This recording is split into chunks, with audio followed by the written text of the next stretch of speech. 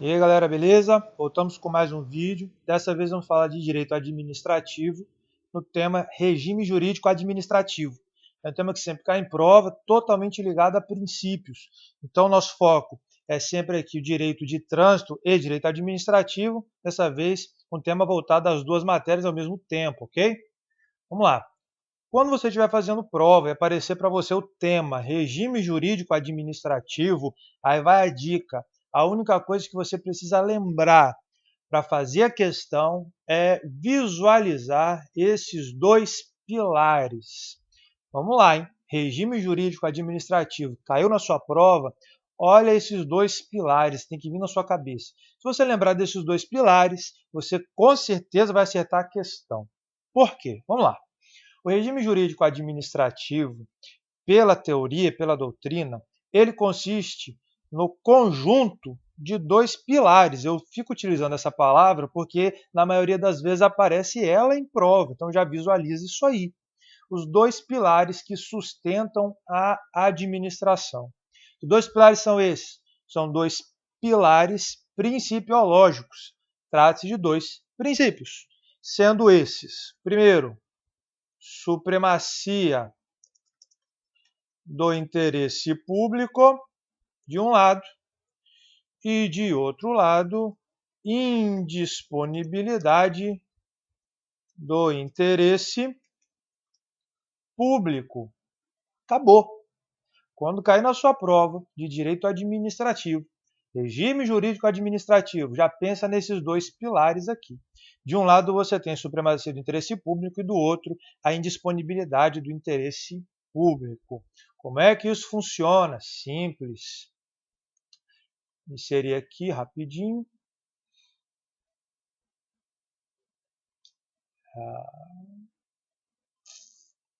Cadê? Pronto. Essa supremacia do interesse público aqui, ela representa, deixa eu escrever aqui no meio, um conjunto de prerrogativas. Supremacia do interesse público vai elevar o interesse do coletivo, né, do interesse público, e vai estar em um nível superior ao interesse privado. Então, supremacia é um pilar da administração, configura um conjunto de prerrogativas, como, por exemplo, que geralmente cai em prova, exemplo, poder de polícia, e um outro exemplo são as cláusulas exorbitantes dos contratos administrativos. Esses são alguns exemplos, tá certo? Não são todos, só alguns exemplos. De outro lado, você tem aqui opa, marca aqui, pronto. Você tem a indisponibilidade do interesse público. A grande jogada está no que eu vou escrever agora. Se de um lado você tem prerrogativas, que vai levar à supremacia do interesse público, de outro, que é a indisponibilidade do interesse, você tem vedações. Acabou. Você matou praticamente todas as questões de prova. Regime jurídico administrativo. Dois pilares. Supremacia do interesse público, indisponibilidade do interesse público. Supremacia são prerrogativas, vai dar força para a administração pública sempre visualizar o interesse da coletividade, às vezes em detrimento do privado. E de outro lado tem vedação. Por exemplo, quando a administração pública fazendo uma fiscalização verifica que existem medicamentos em uma farmácia vencidos ou contrabandeados, o que ela vai fazer?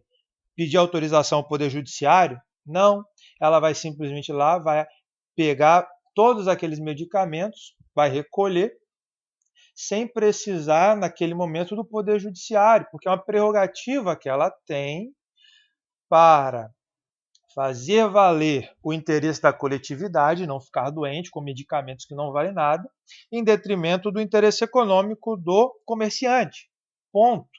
De outro lado, vem para cá, indisponibilidade do interesse público. Quer dizer que o administrador não pode abrir mão do interesse público como se fosse dele. Por exemplo, se você pega um empréstimo com um amigo seu, e depois você não consegue pagar, ele pode perdoar a dívida sem problema. Ou seja, ele pode abrir mão do valor que era dele mesmo. Agora, se você trabalha numa sociedade de economia mista, você trabalha numa empresa pública, numa instituição financeira, você não pode abrir mão do crédito que alguém pegou lá no banco e não pagou, porque senão você estaria abrindo mão de algo que não é seu. Ou seja, é uma vedação, no sentido de ser indisponível o interesse público. Ponto. Você já sabe toda a teoria praticamente do regime jurídico administrativo. Vamos aplicar isso na prova, para baixo. Primeira questão, 2014. A expressão regime jurídico administrativo é utilizada para designar o quê? Lembra dos pilares? Letra A. Os regimes de direito público e de direito privado, a que pode submeter-se a administração pública. Tem alguma coisa a ver com o que eu falei? Não, né? Então vai para a letra B logo, camarada. B. O conjunto das prerrogativas, apareceu aqui uma palavra interessante, e das restrições ou vedações, professor, parece a mesma coisa, né? Pois é. A que está sujeita à administração pública e que não se encontram nas relações entre particulares. Lógico que não se encontra na relação entre particulares, porque o particular nunca vai ter um poder supremo ao outro, eles ficam em pé de igualdade. Gabarito, correndo aqui, ó, letra B, acabou, já matou a questão. Letra C, as restrições a que está sujeita a administração pública. Restrição, beleza, vedações, sob pena de nulidade do ato administrativo, excluindo-se, essa palavra aqui pegou, de seu âmbito as prerrogativas da administração. Não se exclui não, são dois pilares, os dois estão presentes. Letra C está errado. Letra D, as prerrogativas, ok, que colocam a administração pública em posição de supremacia perante o particular, certo? Excluindo-se, atenção, de seu âmbito as restrições impostas à administração. Não exclui não, cara, você soma, são dois pilares, é por isso que eu fico falando o tempo todo. Lembra disso aqui, cadê? Dois pilares. Restrições, prerrogativas, supremacia e indisponibilidade. Você vai matar tudo. Vamos para 2. Questão 2. Um administrador público, tendo recebido móveis novos para a sua unidade, doou, vou marcar aqui, por conta própria, quer dizer que ele não avisou ninguém, não pediu autorização, fez como se fosse dele, o mobiliário antigo, ainda de bom estado, em bom estado de conservação, para uma instituição de caridade. Fez uma coisa boa? Beleza, fez uma coisa boa. Mas no direito você precisa de lei, né? Princípio da legalidade, vamos embora. É correto afirmar que o princípio da administração transgredido pelo dirigente foi o da... Então, qual foi, quando ele fez isso, qual foi o princípio que ele violou? Eficiência. Não tem nada a ver com eficiência essa questão. Hierarquia. A questão não fala nem em que grau de hierarquia ele está, então não posso nem sugerir essa questão. Indisponibilidade. É a marca correndo. Por quê? Ele, olha aqui em cima a palavra que nós marcamos aqui, doou por conta própria. Doou por conta própria, ele dispôs do que não era dele, então ele violou uma vedação. Vamos lá em cima de novo. Ele violou uma vedação dos pilares da administração, que é a indisponibilidade do interesse público. Gabarito, professor, letra C, indisponibilidade. É muito tranquilo, né? 3. Essa 3 aqui eu deixei mais para você ver o nível de prova, né, que está caindo essa prova do ano passado, promotor de justiça. Hein? Veja, tocando ao poder judiciário, atuação principalmente jurisdicional, ok, não lhe é imposta a observância dos princípios da administração pública.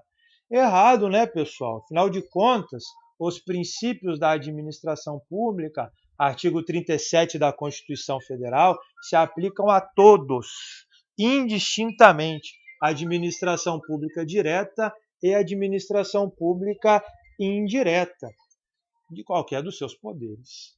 Ok? Então, gabarito aí errado. 4, para a gente finalizar.